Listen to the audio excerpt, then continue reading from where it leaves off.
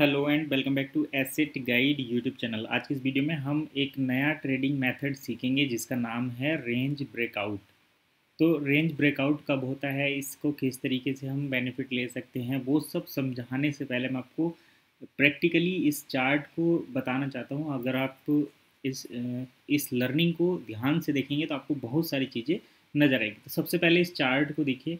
इस चार्ट में क्या हो रहा है, यहाँ पर एक रेंज बन रही है, यानी कि इस पॉइंट से और इस पॉइंट पर ये दो पॉइंट हैं और आगे भी ये दो पॉइंट हमें देखने को मिलेंगे। इन दो पॉइंट को अगर हम मिला दें तो एक लाइन इस तरीके से यहाँ पर ड्रॉ होती है और एक लाइन यहाँ पर ड्रॉ होती है। अगर आप चाहें तो इसका बॉक्स भी बना सकते हैं, अदरवाइज इन दोनों लाइनों को पैरेलल रहने दें। तो ये देखिए, ये लाइन और ये लाइन दोनों एक दूसरे के पैरेलल हैं। अब प्राइस किस तरीके से यहाँ पर बिहेव कर रहा है, यहाँ प्राइस जैसे ही इस हाई लाइन के को टच करने की कोशिश करता है तो नीचे आ जाता है, जैसे ही नीचे टच करता है तो इसको फिर रिवर्स ऊपर की तरफ धकेल दिया जाता है। तो यहाँ पर प्राइस एक रेंज में बाउंड होकर रह जाता है। हालांकि यहाँ पर आपको इस रेंज के अंदर थोड़ा मूवमेंट देखने को मिलेगा। तो अगर आप किसी स्टॉक को रेंज बाउंड कंडीशन में फाइंड आउट करते हैं तो आपको उस सपोर्ट लाइन के पास बाइंग करनी है एंड रेजिस्टेंस लाइन के पास सेल करना है। लेकिन एक कंडीशन ऐसी आएगी जब प्राइस इस रेजिस्टेंस को ब्रेक करेगा या फिर इस सपोर्ट को ब्रेक करेगा। तो जैसे ये कोई रेजिस्टेंस है, ये कोई सपोर्ट है, और जब प्राइस अगर सपोर्ट पर बार बार इसको ब्रेक कर इस पर जो है पंचिंग करेगा तो एक बार ऐसा होता है कि ये सपोर्ट ब्रेक हो जाती है। सपोर्ट ब्रेक कब होती है इसके बारे में अलग से डिटेल में बातें करेंगे।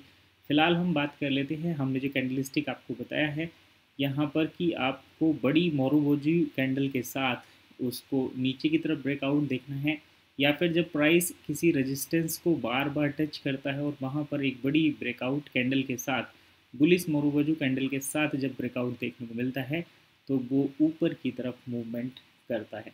तो यहीं पर ऐसा ही कुछ हुआ है इस चार्ट में। इस चार्ट के साथ यहाँ पर एक ब्रेकआउट हमें देखने को मिला और ब्रेकआउट के बाद आप देख सकते हैं किस तरीके से इस रेंज बाउंड प्राइस में मूवमेंट कैप्चर हुआ है। तो जैसे ही यहाँ पर ये ब्रेकआउट हुआ, इस रेजिस्टेंस को प्राइस ने ब्रेक किया तो यहाँ पर गया। अब देखिए, यहाँ पर एक ये छोटा सा रिट्रेसमेंट आपको देखने को मिलेगा। तो ये रिट्रेसमेंट क्या होता है? तो ये रिट्रेसमेंट वो होता है जैसे किसी ने अगर यहाँ पर बाइंग किया है, यहाँ पर बाइंग किया है और वो इस बाइंग अपॉर्चुनिटी को राइड कर पाए हैं और उन्होंने यहाँ पर, या फिर कुछ लोग जो यहाँ पर बाइंग किया, क्योंकि ऑपरेटर ही ज़्यादातर इस टाइप से मूवमेंट कराते हैं, तो वो अपने प्रॉफिट को यहाँ पर बुक करते हैं। या फिर कुछ लोग जो यहाँ पर प्राइस को बाई करके चल रहे हैं वो यहाँ पर अपनी बाइंग को, अपने प्राइस को बुक करेंगे, अपने प्रॉफिट को बुक करेंगे, तो उसकी वजह से यहाँ पर रिट्रेसमेंट आता है। लेकिन यहाँ पर फिर से दोबारा एक बड़ी बाइंग आ जाती है और प्राइस जो है ऊपर की तरफ चला जाता है। तो ये होता है एक तरीके से ये मेथड जिसमें हम देखते हैं रेंज ब्रेकआउट और उसके बाद रैली। तो ये सिंपल सा एक मेथड है, इसको अगर आप समझेंगे तो आप बड़े अच्छे तरीके से इसमें ट्रेड कर सकते हैं। अब ये तो हमने निप्पॉन इंडिया का ETF आपको दिखाया। आप अगर इसी का लाइव एग्जांपल स्टॉक में देखना चाहते हैं तो आप सर्च करिए REC लिमिटेड। मैं यहाँ पर REC लिमिटेड करके आपको दिखाता हूँ, क्योंकि काफ़ी लोग ये दिक्कत करते हैं कि भाई ये तो आप दिखा देते हो एक चार्ट में, हम दूसरे में कैसे ढूंढें।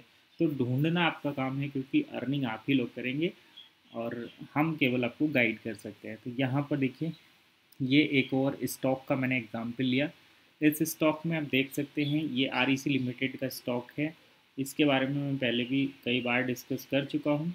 ये स्टॉक एक रेंज में यहाँ पर जो है मूवमेंट कर रहा था और काफ़ी लंबे टाइम तक इसने इस रेंज को मेंटेन किया, इस रेंज में इसने मूवमेंट किया। और उसके बाद जब यहाँ पर ये ब्रेकआउट देखने को मिला तो आप देख सकते हैं कितनी बड़ी रैली यहाँ पर हुई है। तो ये होता है रेंज ब्रेकआउट। और जब रेंज ब्रेकआउट करके कोई स्टॉक भागता है तो वो कहाँ तक जाएगा आप उसका अंदाज़ा भी नहीं लगा सकते।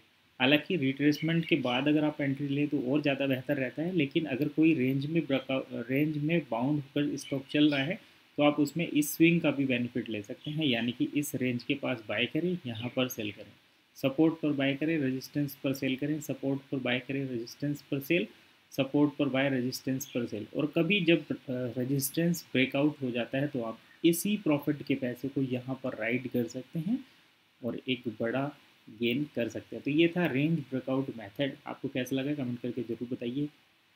किस स्टॉक में आप अभी रेंज बाउंड मेथड सर्च कर रहे हैं ये भी आप हमारे साथ शेयर कर सकते हैं। फिलहाल के लिए इतना ही, मिलते हैं नेक्स्ट वीडियो में, तब तक के लिए कीप वॉचिंग एसेट गाइड।